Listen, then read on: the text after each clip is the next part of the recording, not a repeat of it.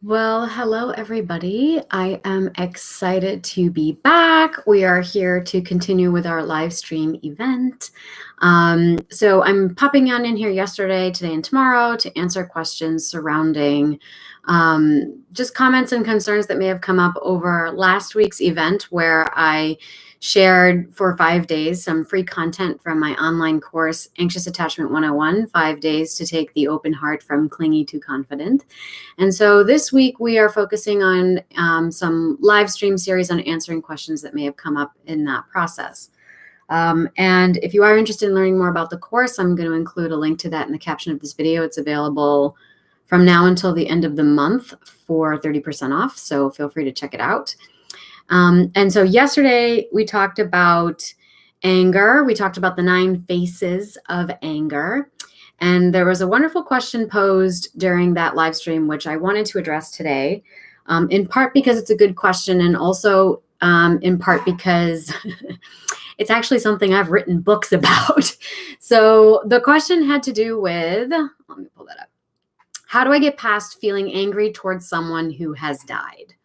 And I think this is really important because it speaks to complicated grief. And for those of you that don't know, I arrived at talking about attachment through complicated grief. So my nose is so itchy today. There was a confluence of events that occurred in my life a few years ago now, where I had several losses. Immediate family members became chronically ill. I had a miscarriage. I had a heartbreak. I lost my job. Family member died. All of these things happened within like a 6-month time frame. And so I was experiencing grief, and it was complex. And I was thinking to myself that there's something going on here that I'm not 100%. I need a grasp of. So I do what I normally do, and that is I dive down into research, that good old intellectualization coping skill that I have. And I was reading a lot about complicated grief. And as I was reading about complicated grief, I found a lot of research studies, neuroscientific research studies, that looked at the intersections between complicated grief and attachment as they exist in the brain. And so that led me down another research rabbit hole. And so I arrived at attachment. And as I was reading about that, it suddenly made sense to me why, when all of these things were happening to close family members, I was solely preoccupied on a romantic partnership that hadn't worked out. Even though, like, my mom might be dying, my dad might be dying, and my brother had a lifelong chronic illness. So I was like, but didn't care about that so much as like obsessing over this partner. So I felt like there was something wrong with that, and discovered all of this research and stuff. And all of that basically laid the foundation for writing a textbook called Complicated Grief, Attachment, and Art Therapy, 14 Theory, Treatment, and 14 Ready-to-Use Protocols. So I wrote the first portion of that, and then I collected contributions from 22 other practitioners, creative arts therapists, and art therapists who were willing to share their story and their curriculums and their protocols on how to get past complicated grief. And so that's something, I'll probably include a link to that in the caption of this video as well. And all of the protocols in that book are intended to be for anybody to open up and use. So how do I get past this feeling? In that book, there's 14 protocols that you can choose from. But what I want to do today is I'm going to walk you through what I'm going to call this 8 steps to forgive the lost and or the deceased. And this is really about, when I say the lost or the deceased, I mean, I actually feel like these steps can be used after a breakup as well, especially if you are someone who perseverates and is preoccupied with the breakup and can't stop thinking about it and can't stop fantasizing about it, because it's my belief that that is an expression of complicated grief. So I actually created a curriculum from all that research, which is not included in the book, but it is for sale on my website. And I'm going to walk you through what I think those steps would be now. And as you're joining me, feel free to type your name and where you are coming from in the chat box there, and I will give you a shout out on the call. And also, if questions come up as we go through, certainly feel free to pop them in there, and we'll see how much time we have to address them today. If not today, we'll do it tomorrow. All right. So the first one, there's 8 steps, I think, to really starting to walk through this. And the first one I refer to as dedication and 4 cornerstone questions. So when we are in a state of grieving, whether it is a loss or a breakup, to my mind, there's like 4 major emotions that we need to process, and that is anger, sadness, fear, and grief. So this is sort of based on the premise that in order to grieve a lost loved one, and that by lost, again, I mean someone that you're no longer with or someone who has actually died, you have to allow those uncomfortable feelings to have their day. You have to allow them to move through you. And what's interesting is sometimes we will allow for 1 or 2 or 3, but we're not going to allow for all 4. So, and this is, if you want to learn more about this, this is something that I picked up from John Gray in his book, Mars and Venus Starting Over. He describes them a little bit differently than I do, but he also talks a lot more about this. So I recommend that book for anybody that's interested. But I think what's important is that if we step into feeling these emotions and allowing them to move through us, we also have to be aware of the framework in which we are approaching this, because without a framework, then you're kind of perpetuating the problem. So for example, getting angry or complaining is not enough. It's not going to be helpful or cathartic unless you are expressing those things through a framework of searching for forgiveness or searching for some kind of meaning or sense of it, right? Feeling hurt and sad is just going to give you a headache if you're not trying to discover whatever the deeper understanding is for you, or if you're not trying to accomplish some greater sense of acceptance, right? Exploring your fears and your worries and your doubts, it's only going to increase your insecurities if you're not also balancing it with a sense of gratitude or being willing to acknowledge your blessings, right? And then delving into shame and embarrassment or sorrow is only going to increase your feelings of inadequacy or unworthiness unless you're trying to learn how to forgive yourself. And so sometimes we miss the framework. Sometimes we get into these conversations and we just start spinning our wheels, and it's not actually helping anything to move through you. It's actually gaining momentum. And then you start to feel worse. And this is when you end up, in therapy for years on end with no tangible result. And so additionally, some of these feelings we're more comfortable having than others. So a lot of times we're more comfortable being angry than fearful. Or we might be more comfortable with sadness than we are with shame, right? So we're willing to let ourselves feel some of them, but not all of them. And typically, we need to feel all of them because all of them will be active, especially if you are having a complicated grief experience. So when I say dedication and 4 cornerstone questions, basically what I am suggesting is that you be aware that there are these 4 emotions that you're probably experiencing and will need to process, not jump ahead to forgiveness before you're ready. We talked about that yesterday. Don't jump ahead because it's going to set you back, right? Allow yourself to move through these processes, allow yourself to move through these 4 emotions, and dedicate yourself to understanding that you are willing to move through them with an intention. And the intention is what establishes the framework. So I recommend that you set your intention by reflecting on these, what I call 4 cornerstone questions. And that is, what lesson might be available in this? You don't have to know what it is right now, but you have to be willing to ask the question, what lesson may be available in this? Okay. The second one is, how might I grow from this experience? You might say, how might I grow from that lesson, right? But growth, what's the lesson? What's the potential for growth here? Okay, you're growing, but what's the benefit of growing? What would be the rewards of that potentially? And then taking an even wider step back, what I like to call a moon's eye view, what's the greater purpose in the context of my life as a whole, right? So those might be four cornerstone questions to help you establish the intention and frame by which you can start to tackle those feelings of anger, sadness, fear, and grief. Okay. So the second step, that's step number 1, big step, big step. Second step is what I call identifying the 6 myths about grief. So in this case, I use the 6 as an arbitrary number, but there are 6 examples I'm going to give.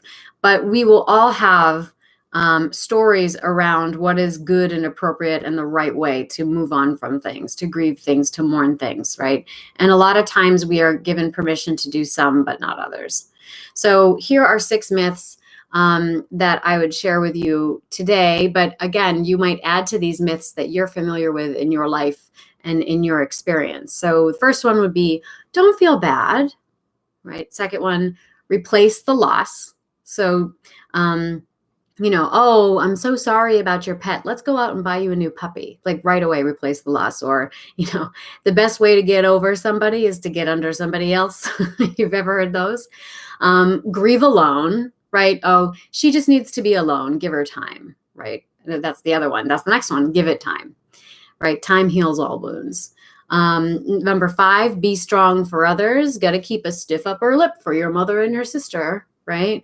Or I'm a mom. I don't have time to grieve. I got to be there for my kids, right? Whether it's the death of somebody or you're a lost lover. And the last one is keep busy, right? Just burn out on distractions, right? Distract yourself from it. Don't let yourself feel it.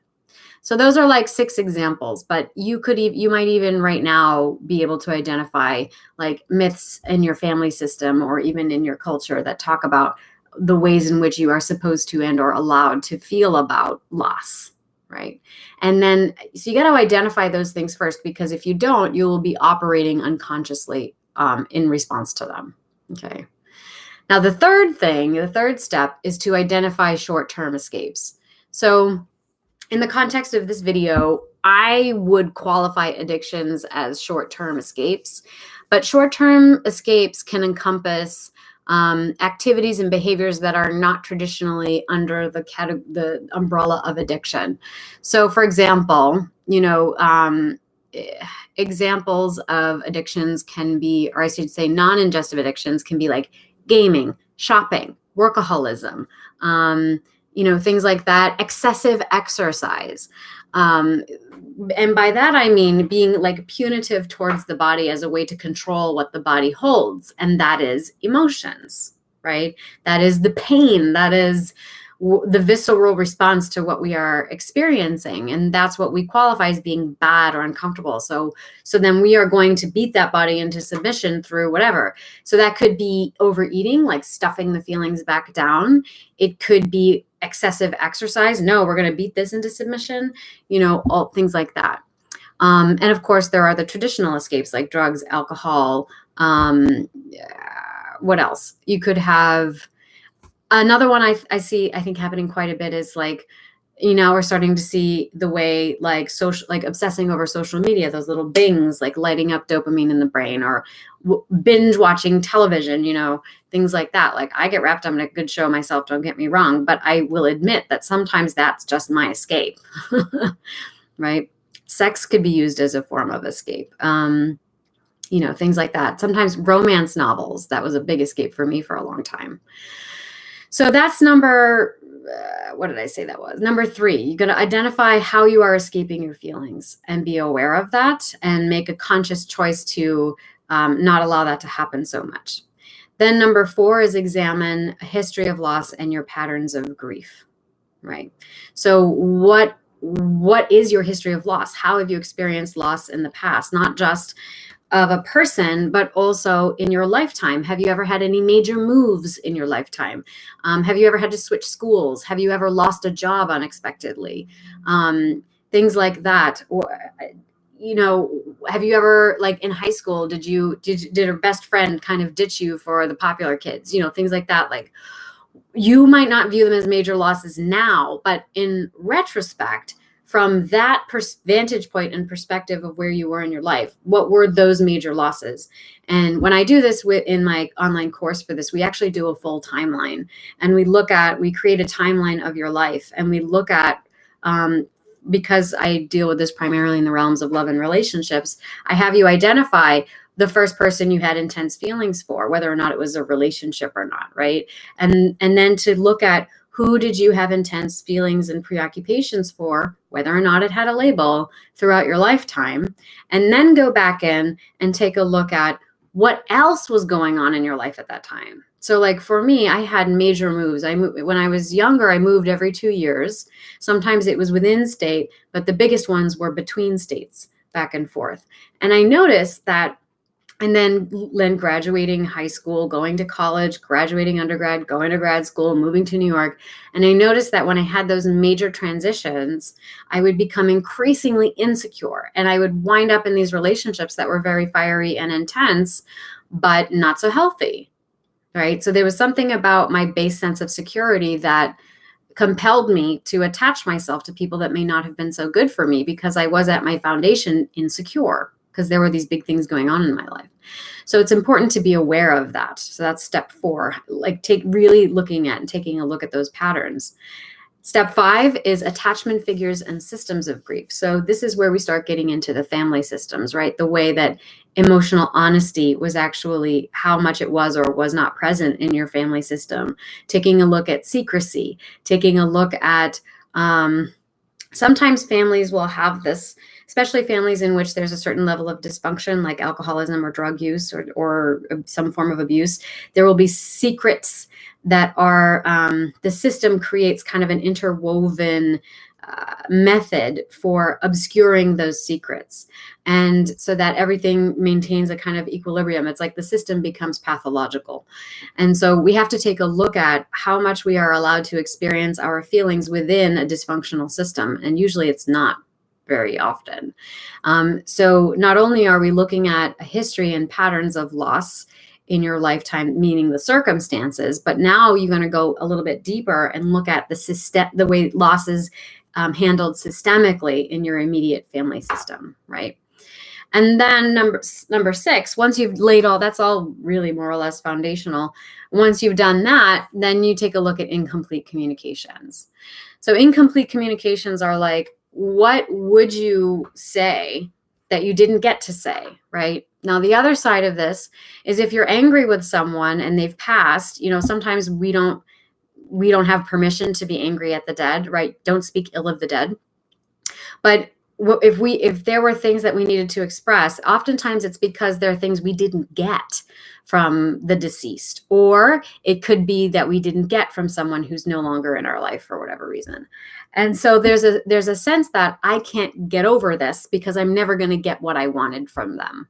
So I feel completely unresolved about it because I never got it. I never got it from them, and now I'm never going to get it from them. And that goes back to what I often talk about on this channel, which is an egoic attachment. The idea that you can only get the essence of that thing from this one specific person. But what's important to realize is that even if the person has died, even if the person, let's say in effect, they are dead, you'll never see them again for the rest of your life, whether they're alive or not, you are never going to see them again for the rest of your life. You have to realize that the feeling that you have that you will never get over that because you'll never communicate with them again, that is actually in dialogue with the aspect of them that is still alive and still accessible within you. So there's a couple ways to approach this. If this is someone who has passed, then it might help to realize that if you're someone who believes in life after death, that their perspective now is broader than you could ever possibly conceive of, right? So where they're at now, they understand you and your relationship to them in that life, and what the soul lessons were and what the context was and the whole, their comprehension of that is beyond. So the idea that you could, so for example, if you're worried about living up to someone who's died standards, you have to realize that they can see for you now all possibilities. They see for you and your life all possibilities. They see your greatest possibility. They see the gap between you stepping into your fullest circumference and where you are in relationship to that in that moment, right? So whatever makes you feel good, they are going to know and understand that is the best path for you to take, because they are now no longer constrained by egoic attachments, right? So on the one hand, don't try to live up to something somebody else would have wanted for you, because that's not what they want for you anymore. I guarantee it. That's from a spiritual perspective. Now, if you don't believe in life after death or whatever, the other way that you can think of this is through what we call internalized objects. So this is a psychological concept, particularly object relations theory, but they live, the dialogue that you are having with that person now is because you have within you a psychic construct, a mental, emotional, psychic construct that's constellated around their self-object within you. So you have a piece of them within you, psychically, mentally, emotionally, energetically. And you, if you are feeling like either you're still angry at that person or you're trying to make something up to that person, that's a dialogue you're actually having with them within you as an object, if you prefer this way of thinking about it. Now, this is where we have fun with this. In terms of incomplete communications, this is where you just allow yourself to say whatever it is that you would want to say to them, right? But I would actually recommend, I like externalizing things because it makes it easier. So I would have you locate. So let's say this is the person who asked the question, right? So oh, my nose is so itchy today. I think it's because the seasons are changing. So let's say, okay, so you're angry at someone who's no longer in your life for whatever reason. Maybe they passed away, or maybe it's just unhealthy to be in communication with them. So if you are feeling like you still need to communicate with them, that means that their object is living within you. There is a character, a personality, a construct for them that you have created that is living energetically, psychically, emotionally within you. So I would have you just close your eyes, imagine that person, and then imagine that they live somewhere inside you. Literally in your body. They're alive. That energy, that constellation, that character, it's alive within you. So just imagine, just play with it. If you could imagine where they might live in your body, where would they live? So to make this easier, who can I think of? I'm just going to pick my last boyfriend. Where would he live? Right away. Right here I get, not in my heart, but in between my heart and my throat. So I recommend drawing this out. So this is my shoulders and my head. Can you see this? Maybe like that.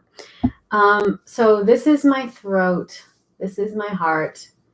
And I would say he lives in here. Okay. So you can be as creative with this as you want.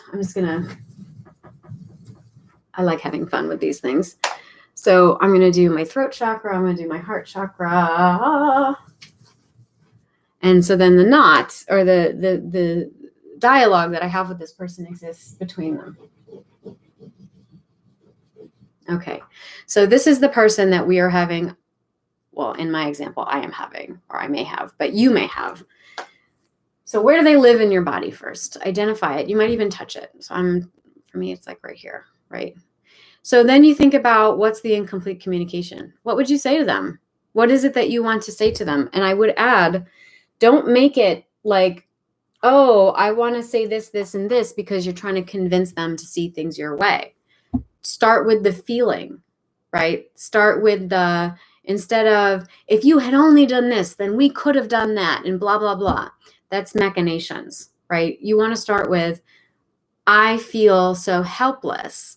I feel like, right? So for me, I still feel betrayed. I feel that, what do I feel?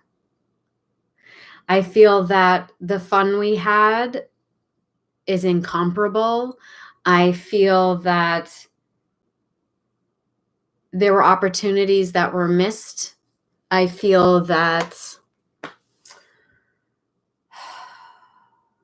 I feel like like you held a piece of me and I still haven't gotten it back, right? I'm starting to feel emotional. So it must be true. And so it's like right here. So how do you feel? Not trying to mechanize something, trying to, what would you say if you have to say the things that you would want to say to them to convince them of your perspective? Go ahead and say it. If you need to, go for it. But the meat, the juice, the good stuff is in how you're actually feeling. Okay. So that's where you start, right? And you could even write a letter to them. Now, I usually don't stop there. I usually then say, okay, now turn around and have them write a letter back to you. And I would say, rather than just thinking of it as like who they are now, have their higher self write a letter back to you. Imagine that their soul, the essence of their being, is responding to you. Okay. And maybe you have them respond to you answering the 4 cornerstone questions from their perspective, right?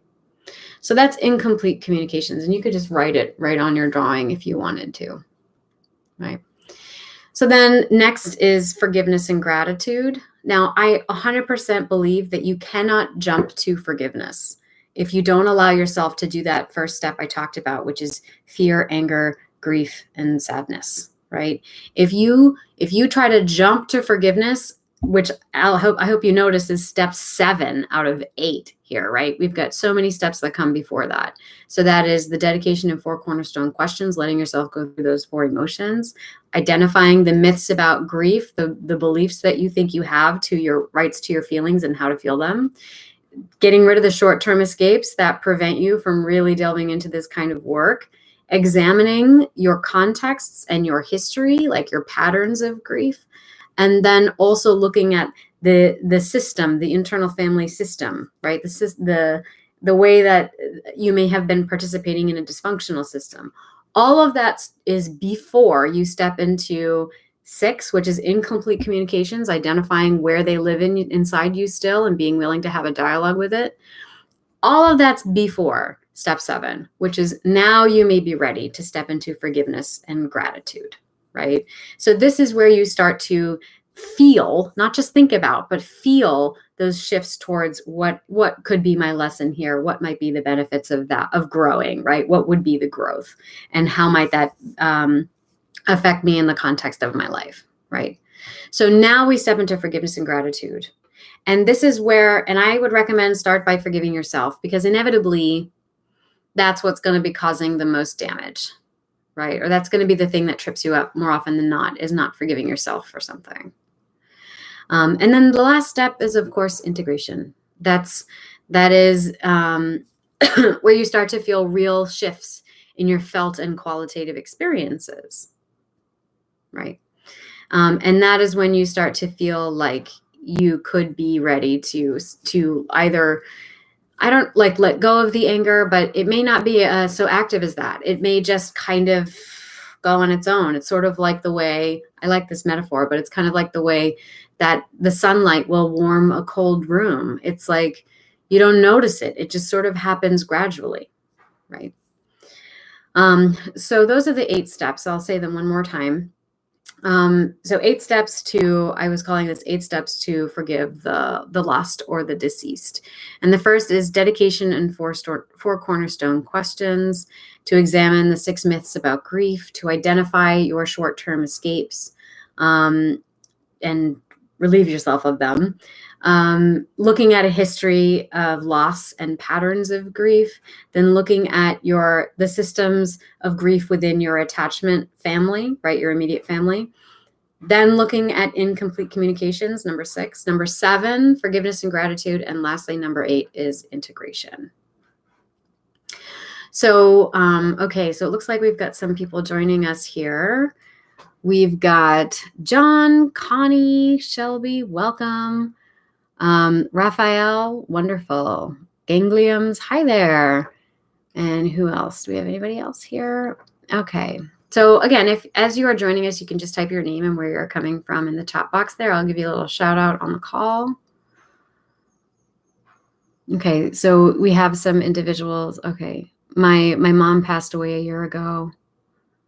Okay, so I'm glad this is relevant. My sibling died at 38, never had kids. I've never had children either. There's this overwhelming guilt that I failed my parents because they always wanted to be grandparents. I'm exactly in this space. Oh my gosh, what would the neighbors say was how I grew up. Yeah, those are some important myths to be aware of. This brings it all together for me. Oh, good, I'm glad. Mourning the death of an uncle who passed 46 years ago. I was 10 and he was 19, but more like a brother. I'm sorry to hear that. Okay. Better take an antihistamine. Yeah. How often do Rolling Stones come back? Okay, it's another question. Does how we think about our own death affect how we grieve? Oh, that's a good question. Does how we think about our own death affect how we grieve? Well, I would say yes. I mean, because inevitably how you think about your own death speaks to what you think is coming for you. And I would imagine that if you are someone who believes that death only leads to an endless oblivion, then your fear of death is going to be pretty dang high. Really. But even so, even if that's the case, then really you have to imagine that you would have a great motivation to live every second most completely, right? Because then you would say, wow, well, if that's the case, then I better make sure I'm on fire about life every moment. And sometimes that can be active. Sometimes that can be, I suppose the image we get is something that's very highly active and involved, but it could also be the experience of relaxing into oneself, right? And just being present and with the stillness of everything that exists in the world, because everything is active all the time. It's cell division. Cell division in and of itself is a miracle, and it happens all the time. So I would say, yes, that probably has a huge impact.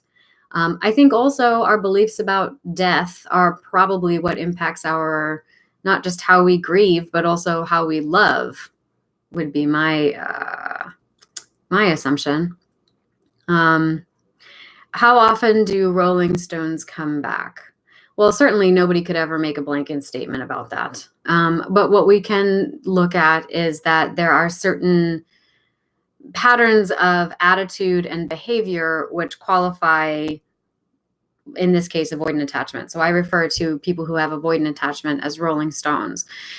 So there are essentially, in the attachment literature and lingo, there are lots of different labels for looking at patterns of behavior. So if we are to look at avoidant attachments specifically, you might see that they tend to fall into one of two camps, and that is dismissive avoidance or fearful avoidance. So dismissive avoidance is someone who's very cut off from their feelings. They may not even be aware that they are having a negative emotion or be able to identify it very well. They're just dismissive of emotions altogether. And it's not malintentioned per se, though it may be received as malintentioned, but that's just how they operate. That, feelings are just, not going to deal with those. And it can be, if they are being challenged to feel something, then they may become, angry or upset or defensive. And depending on what their coping skills are, they can respond in one of the ways we discussed yesterday, which were the 9 phases of anger, right? Because when we feel threatened is when we get angry, and that's when we start implementing defense mechanisms. But usually for someone who has dismissive avoidance, it's something that they've learned, and it's probably not, I would say the majority of the time, malintentioned. But we can do a lot of things that are destructive towards others without being malintentioned. We're just self-absorbed, right? It's just an egocentric perspective. There's a difference between being egocentric and malintentioned.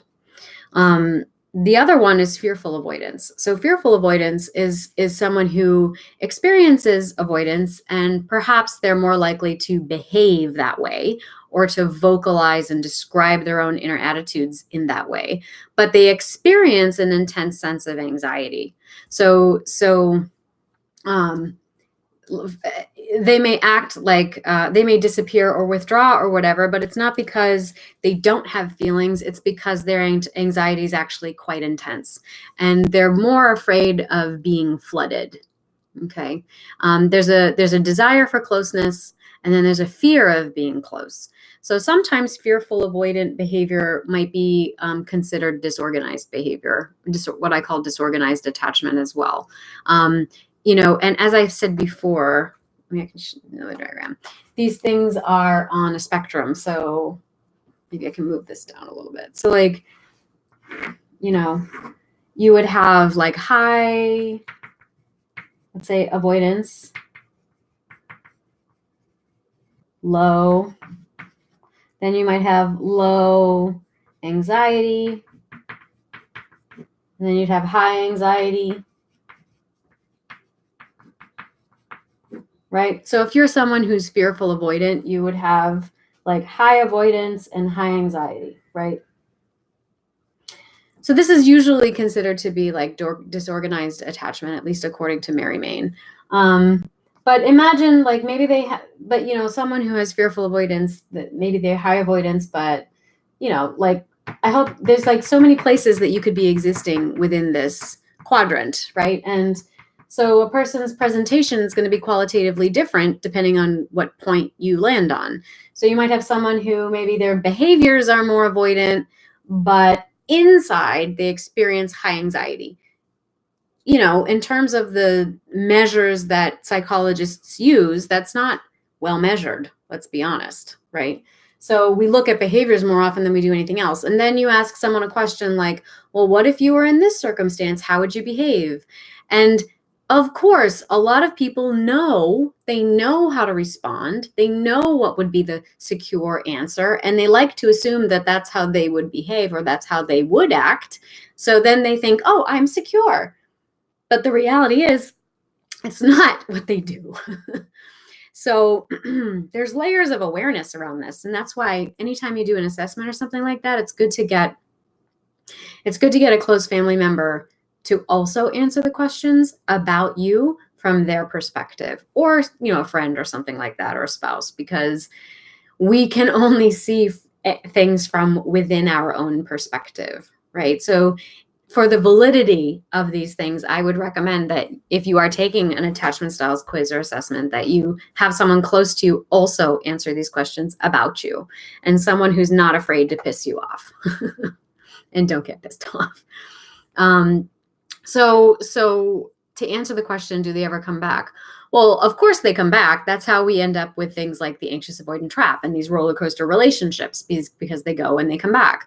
But I would say that if you're thinking about avoidant attachments specifically in Rolling Stones, typically someone who's more dismissive, they may come back, but the way that they relate to you is going to be displayed in one type of fashion, and the fearful avoidant will probably be more effusive at times, but then they will self-sabotage and kind of disappear. Okay. I would say probably a dismissive avoidant, if I had to guess, and this is purely anecdotal, because again, you could fall into any one of these dots on the plot, right? But I would say someone who's more dismissive would probably have less of a tolerance for the emotional up and down. And I imagine they might come back a few times, but they would probably eventually disappear if you stop initiating. I hope that answers your question well enough. Okay. Oh, thank you, Lisa. Thumbs up to you too. Okay. How has the increasing lack of community and ritual in our modern societies affected how we grieve, and how can we correct this in our own lives? Well, ganglions, it sounds like you just answered your own question. So it sounds like you're saying the increasing lack of community and ritual in our modern societies affects how we grieve. To correct that, we must incorporate them back into our daily lives. That's a great statement, ganglion. Nice observation. Okay, cool. Awesome. Well, we're at the 40-minute mark. So thank you everybody for coming and joining me for this live stream video. And I'm going to come back tomorrow for the last day. And we're going to answer some more questions. And one came up earlier. You're going to see me in a white t-shirt again, by the way. So I did something this week. I bought a 6-pack of Hanes undershirts, and I've been wearing one a day. And I have decided that this may be the most genius fashion choice I have ever made in my life. I am living in Hanes t-shirts this week, so you're going to see it again tomorrow. So tomorrow I wanted to talk a little bit about the push-pull, the going and the going and the coming back. And we're going to get a little bit more into that. There were a few questions about that this month. So tomorrow, same time, same place, 11 a.m. Eastern Standard Time. I will be back and we'll have another live stream, and that will wrap up the live streams for this month. And next month, we'll come on back with a new topic, probably talking more about avoidance next month. So thank you, everybody. Have a wonderful day, and hopefully I will see you again tomorrow.